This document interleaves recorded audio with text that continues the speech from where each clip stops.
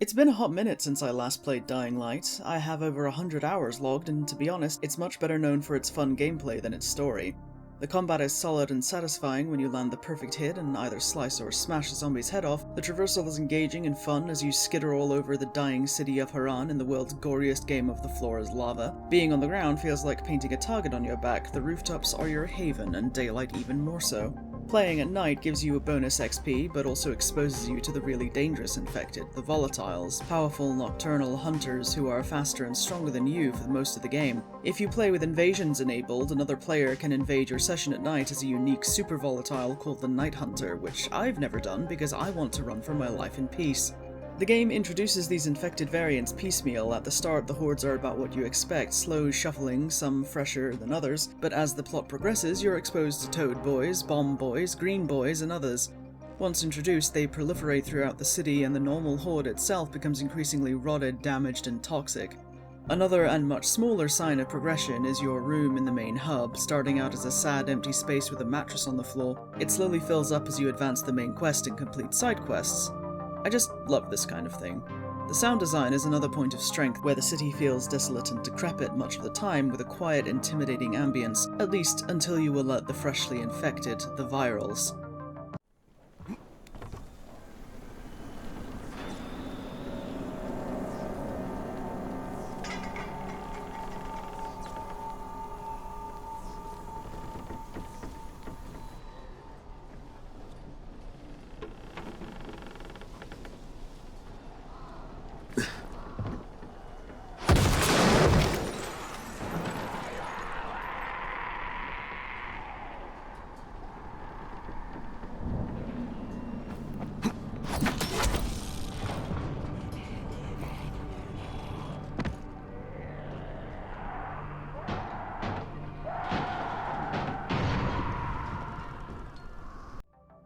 The first time this happened, I hid on a roof, afraid to come down for a good few minutes until it was clear that nothing was coming because I was still in Baby's first mission, but the sound nonetheless startled me into believing something very bad was headed my way. Another, smaller detail I love is the loading screen art, with runners parkouring above and the zombies grasping from below, because the hands reaching for the sky can so easily be seen as desperately reaching for a salvation that will never come.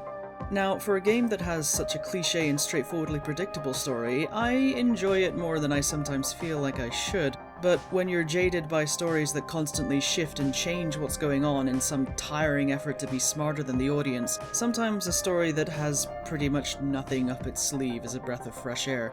More often than not, you find the more interesting stories of characters in the side quests, like a witch lady who curses you to obey her, a dude who believes the zombies were caused by aliens, twin brothers who talk to you like you're just a dumb simian as if they aren't also humans, and this dude selling fake anti-zombie juice who looks like he's a minute from turning but it just isn't addressed, and it concerns me. But let's get on with the main plot, shall we? If you enjoy this video, please don't forget to like and subscribe, and drop a comment telling me your experience with the game. Before the story really begins, there's a brief cinematic detailing the state of things. There was an outbreak in the Turkish city of Haran, which was swiftly quarantined. An organization called the Global Relief Effort spent the next 2 months airdropping supplies, and the local Ministry of Defense is considering annihilating the city to deal with the situation. All the while, the few survivors left struggle to stay alive and desperately call out for any help any way they can. We then begin our story properly in a plane, where the protagonist, Carl Crane, is informed by his employers, the GRE, that there's a stolen file they need him to recover. The file was stolen by Kadir Suleiman, who was a local politician hired by the GRE to maintain order in the city after the outbreak, only to go rogue after his brother Hassan died before the GRE could evacuate him. Kadir has since gone to ground and adopted another identity, leading one of the 2 remaining groups of survivors in the city, so Crane will need to figure out which one and get close. We're told the stolen file contains an incomplete sequence for a cure that, if implemented in its current state, would be lethal, so it's pretty important for him to locate Kadir and retrieve the file. The GRE instituted a citywide communication jam to prevent him from publicizing the file, giving Crane time to find and retrieve it, which conveniently means that any remaining survivors can't contact the outside world either. I'm sure that won't be an issue later, but Crane is equipped with a radio that can overcome the jamming, so he's golden. Parachuting into the city, Crane is immediately hit with a conga line of bad luck as he snags his chute, wins himself, and is immediately set upon by a man called Tahir and his bros who threaten to beat him senseless. They pause momentarily when Crane draws a gun, and Tahir warns him that loud noises draw them, but since they attack anyway, Crane shoots. The bullies run off and Crane is pounced on by a viral, bitten, and subsequently rescued by Jade and Amir, the latter of which gives his life to help them escape. Passing out from infection fever, Crane wakes up 3 days later to a less than warm welcome by the Tower, one of the 2 remaining survivor factions in Haran and a converted apartment block they're using as a base. Everyone is on edge after Amir's death and 2 months of this nightmare, so they're understandably a little bitter and hostile. Crane heads up to meet with the supposed boss to get his bearings, and we get a glimpse of the kind of broadcasts the GRE sends the survivors when it isn't notifying them about drops.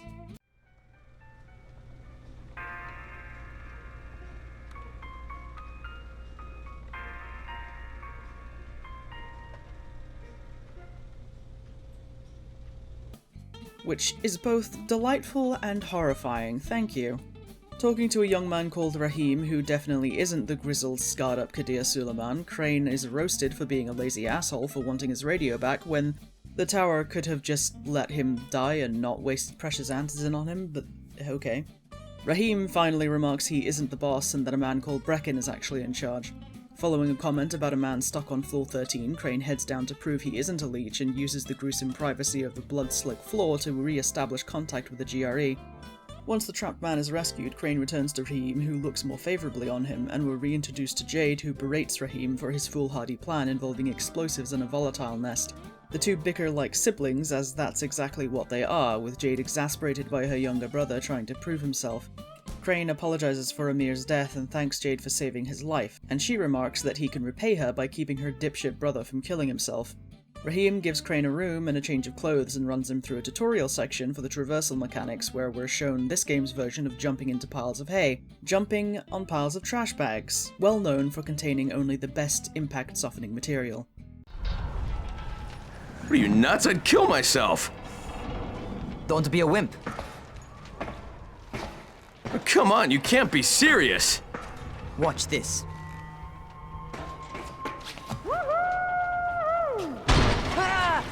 Rahim! My leg! Jesus, don't move! I'll get help! Ha! I was just fucking with you. Son of a bitch! What? You can't take a joke? Come on! Get your ass down here! Christ on a crutch. This is fine. Afterwards, Crane suffers his first seizure and is sent to Dr. Zera, a scientist working out of a secure trailer just outside the tower. We're told there's another doctor, Camden, that Zera was coordinating with before the communications blackout, which has stymied their progress on a cure. Zera comments that the virion virus is a kind of rabies and that he's experimenting with antizin virus samples and meat, leaving Beta around the city to document what happens when it's consumed by the infected. I'm sure that won't come up later. Crane is sent along to Spike, who takes care of runners, admin, and jury rigging. Brecken has a night mission planned so he can get to an antizin drop before the other survivor faction, Rise's men, can do so. And seeing as they're better armed, armoured, and far more willing to brutalize anyone and everyone to get their way, they almost always get the drops. Finalizing traps, fixing lights, and putting the power back on, Crane— Wait a minute! That was not there before. That used to be just the thin piece you can see underneath and was frustrating as hell to jump on. I appreciate that, thank you devs. If there's one thing I particularly love about this game, it's that the devs have kept it alive with updates and events since launch right up to the sequel years later. It's nice. Anyway. With night approaching, Crane returns to a safe house, but not before he sees a weird zombie covered in green blisters that runs as soon as it sees him. Next morning, Crane wakes up to news that Brecken's mission was a failure. The night mission, while off-screen in-game, is actually shown to us in the cinematic trailer, showing Brecken and his team running through increasingly dangerous situations until he alone reaches the drop, only to be clubbed over the head at the last second by Rise's men. With no antizin and Brecken barely able to walk straight, it takes Jade, Crane, and the local medic Lena to convince him that he can't just go back out there to try and get the next drop. Crane volunteers to get the drop in his place, and Jade is appreciative of the support. Since Brecken clearly isn't Suleiman, Crane heads out to help, and almost gives away his GRE connection to Lena when she asks for help sourcing anti-seizure medication for Brecken, as Crane comments how they were handing it out like candy when the outbreak first began. Yes, that's right. How do you know that? Look, what do you need me to do, Lena? After sourcing the drugs and embarking on a variety of other errands, Crane hunts down drops only to be beaten at every turn by Rise's men. He reaches the last one against Jade's warnings just as night falls, and sweet mercy, there's antizin in there, 3 whole boxes of it. Crane contacts the GRE, only to be told that lack of antizin will force interaction with Rise and to burn it. He's horrified, arguing that there are innocent people who need it, but his handler reminds him that if Rise is Suleiman, they need the file before it can do immeasurably more damage. Reluctantly, Crane burns the boxes, but not before taking one vial for himself so he can get his actual job done without turning. Caught out at night, Crane meets the volatiles, and I have the worst ever run I've done of this mission, but it's fine.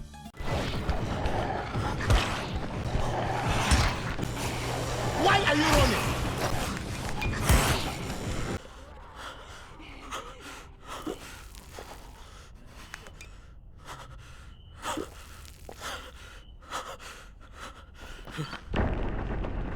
He's fine. The gang reluctantly agrees to deal with Rise, and Crane volunteers to be the face of the tower because Rise has never seen him before. Jade thanks Crane for doing what he can for the tower, and that she doesn't blame Crane for Amir's death, which, after what he just did, is a bit of an oof. We meet Rise and... Friends, Osman. We have been friends for a very long time. That is why I'm so surprised that you would steal from me. Haven't I seen you somewhere before? Now I give you a choice. Very simple. Your right hand or your left? Left! Was that my left or your left? He seems nice.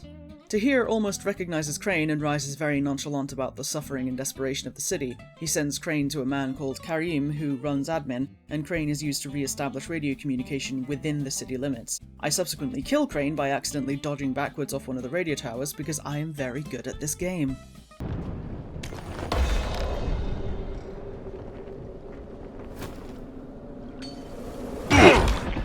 Thankfully, fixing communications doesn't just help Rise, it helps everyone in the city, including Dr. Zera and Camden. Crane is also contacted by Troy, a lady from a small group of survivors called the Embers in Sector 0, the built-up old town of Haran. Rise holds 2 crates of antizin over Crane's head to make him bully and extort settlements for protection money, which sees Crane's spirit wither in real time with each collection. He reports as much to his GRE handler, who is not concerned in the slightest. Just do what he asks, and stay close to him. Remember what's at stake. It's this mission that introduces my most hated infected variant, the fucking bombers, which never fail to give me a heart attack every goddamn time.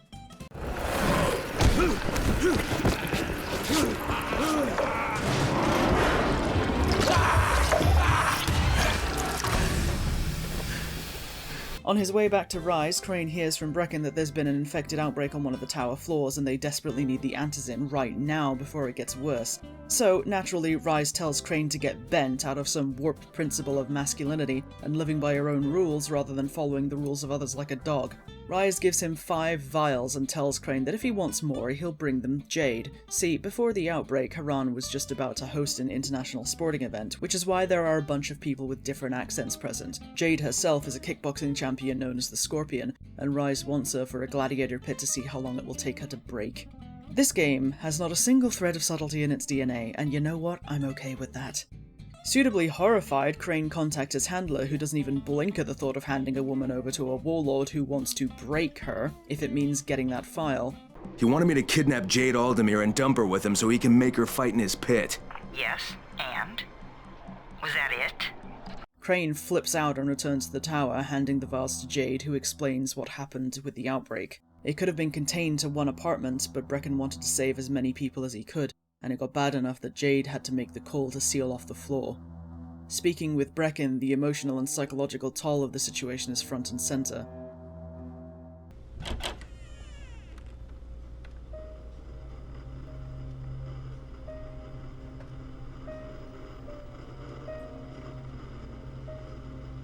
This is where we get the announcements about the antizin drops. And they've just stopped. There were kids in there! I froze.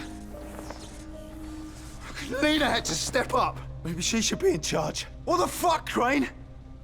I'm no leader. I'm a goddamn parkour instructor. Wait, so all the free running... Wait, that was you? Brecken, you showed these people how to survive. Do you know what my pockets were full of when I showed up in Haran? Fucking business cards. I was hoping to drum up some more students. Maybe get enough so I could save up and buy a house. Instead of that poxy little flat I've been renting. Crane calms him down and goes to contact the GRE again, only to find Rahim drinking on the roof. He explains that demolishing the volatile nest would make night missions viable, and when Crane tries to talk him down, Rahim laments that all he can do is watch people go out and die. Crane promises to keep his eyes open for a way to make it happen, but I'm sure this will be very straightforward and not messy at all. Jade calls him for help investigating a school Rise is stockpiling supplies in, and while they don't find antizin, they do just so happen to find a whole bunch of C4. Convenient. Leaving the school, Crane encounters another blister boy and runs back to the tower. Rahim is excited about the explosives and Crane talks him down from getting anywhere near the mission, which he sulks profusely about. Talking to Dr. Zera about Blister Boy, Crane acquires some tissue samples and brings them back, whereupon it's revealed that the Doctor's bait experiments are responsible for the mutations they've been dealing with thus far. Thanks, Zera. The tissue samples in Zera's research could mean a cure if brought to Dr. Camden, which Crane volunteers to do, but upon stepping outside, he's contacted by a panicked Rahim. Hey, Crane, you there? Omar and I went to blow up that nest. For fuck's sake. Tattling to Brecken, Crane finds Omar dead and tracks Rahim to a train yard. Finding him surrounded and hurt, Rahim distracts from his nondescript injury by shoving the bundle of armed explosives at Crane with only minutes to act. Crane sprints through a service tunnel and plants the explosives, bringing down the tower and burying the volatile nest. This has the effect of significantly reducing the number of volatiles that are out at night, making life easier for everyone. Unfortunately, upon returning to the train yard... Hey, it's me, kid! I did it! Rahim! Oh, you should have seen it! Oh, God. The whole damn building came down! Oh, shit! No, Rahim, stop! Rahim, it's me! It's me, kid, it's Crane! Oh, Jesus! Rahim, stop!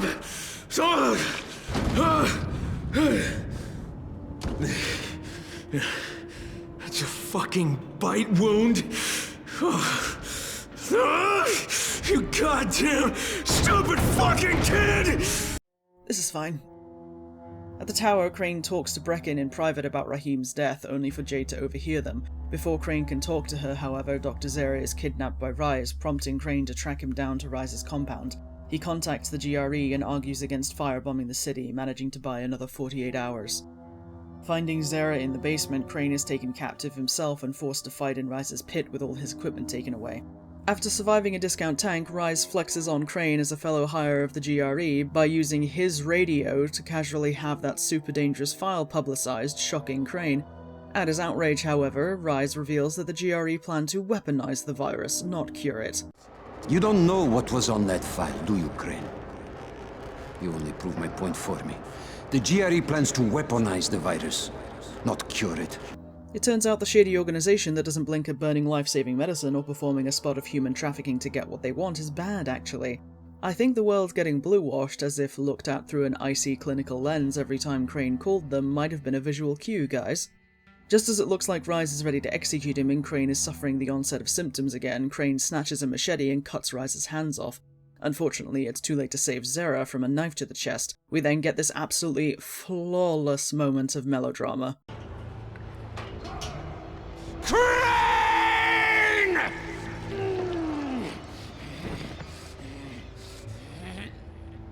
What are you swine waiting for? Shoot him! And Crane runs for his life, managing to get far enough from Rise that when he inevitably collapses, he's found by Brecken and brought to safety. Brecken explains that Camden flooded his lab with biters to avoid being taken by Rise's men, which Jade doesn't know and is headed right for none the wiser. See, we learned from Zera that he gave his research to Jade, so worried for her safety, Crane uses very reputable smugglers to get him to Sector 0, only for those smugglers to sell him out to Rise. I think he's a little mad about losing his hand. Crane! Sidebar, if you're confused by the spelling of the name Cenk with a C, it's because it's Turkish. Upon reaching Sector 0 in one piece, Crane makes contact with Troy and the Embers after failing to contact Jade. It turns out Troy has a direct link which Crane tries to apologize through, but Jade is understandably too grief-stricken by Rahim's death to listen to a word Crane says. In an attempt to make her listen, Crane divulges his connection to the GRE, the file he was meant to find, and that the Ministry was going to firebomb the city, but that he talked them into waiting at least 48 hours, based solely on the worth of the research Jade is carrying, which was 36 hours ago. Jade is understandably pissed off and hangs up. Bastard! You bastard! Jade! Great. Crane runs off to track her down, and after finding sweet FA, he's called back to the loft by Troy. Her tech man, Savvy, broke through the jamming in time to see a news broadcast, and it isn't great. I was the last survivor left in the quarantine. I can't believe I made it out.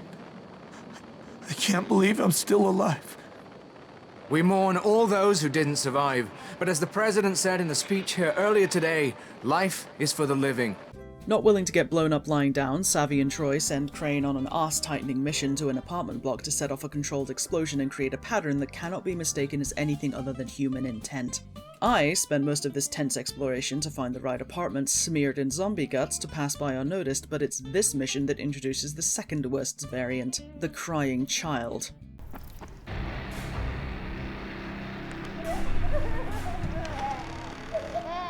Is that a child crying?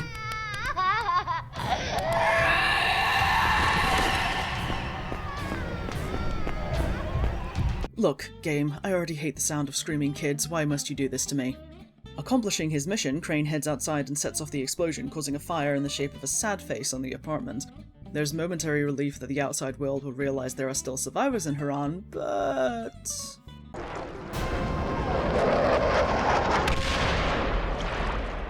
about that. Regardless, Jade makes contact, appreciating that despite everything, Crane is trying to make it right. She resolves to meet with him, but when Crane goes to do just that, he finds this. This is fine. Troy tries to warn Crane against going, which of course he doesn't listen to, and finds a way inside through the flooded lower levels. He begins experiencing the onset of symptoms again, which is part of the story, but also neatly stops you from using the grapple hook ability, which would break the progression of this level.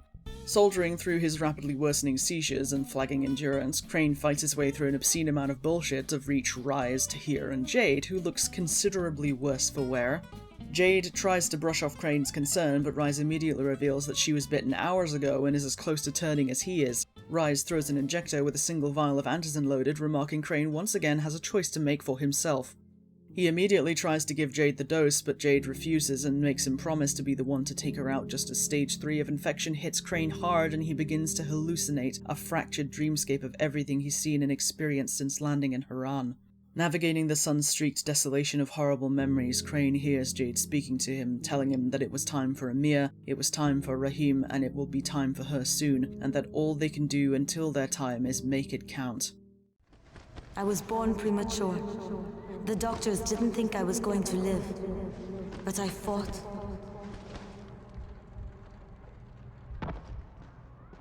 I struggled and I fought, and I worked and worked and worked.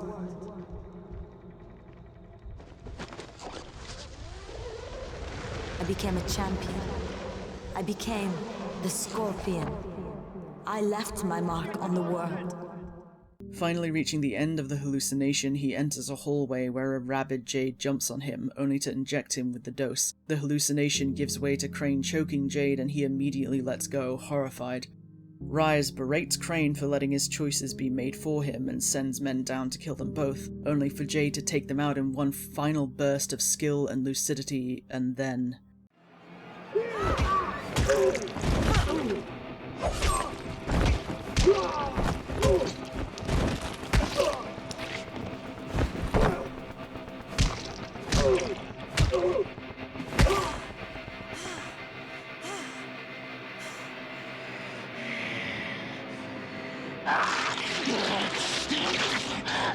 That is the natural order of things, Crane.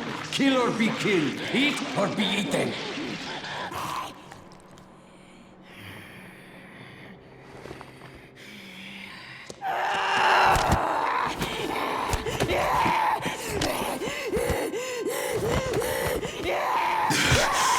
Goodbye, Jade.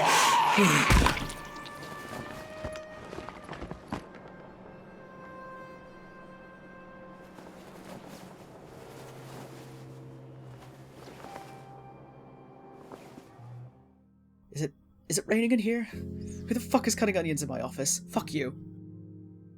Like I said in the last video, it doesn't take big-brained writing to make me care. I just need the game to not annoy me, and Dying Light does not annoy me. Dying Light is a very friendly and slightly dumb puppy that I enjoy playing with, even when it makes me cry.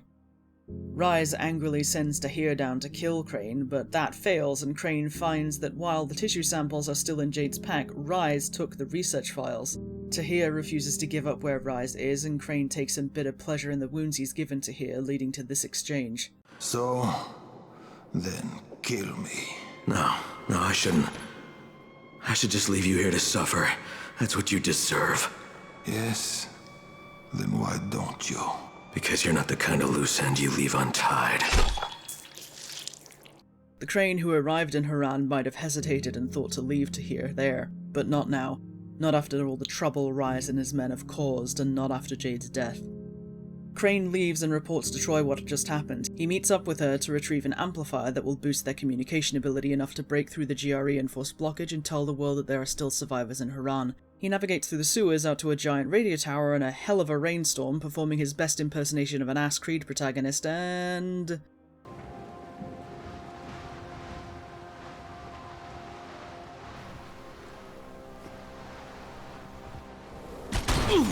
One day I'm gonna do this and end up landing on a bag of rusty knives, I just know it. I'm glad someone pointed it out.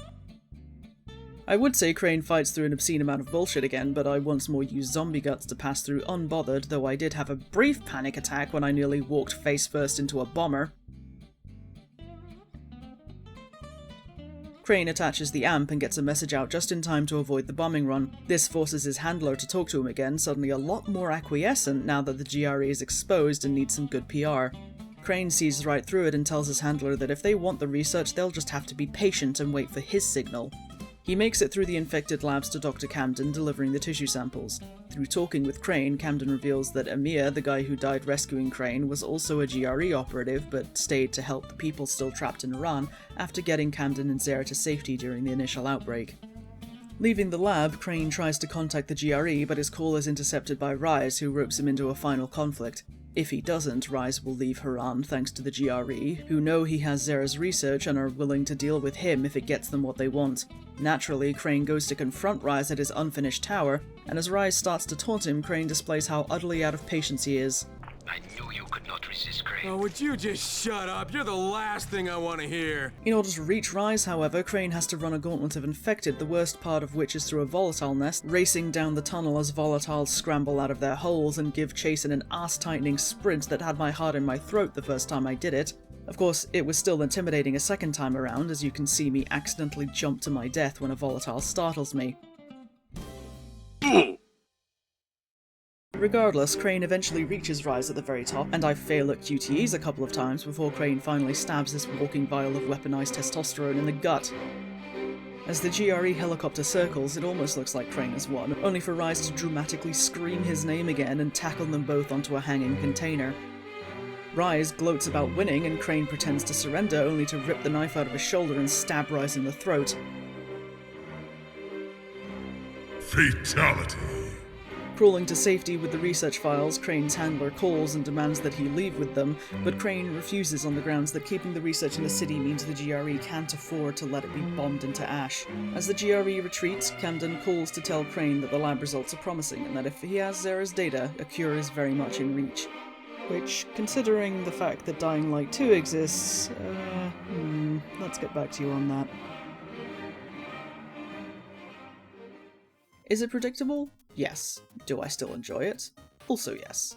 Dying Light is not a game you go to for challenging story, but like Skyrim, another game I deeply enjoy despite its shortcomings, it's a game you go to for something straightforward. There's pleasure to be found even in vanilla ice cream, and sometimes you need something uncomplicated to better appreciate the richer things. I thoroughly enjoyed revisiting this game, and I will hopefully take a little less time to cover the following DLC, because its story went somewhere I found both quite interesting and deeply tragic. Until next time.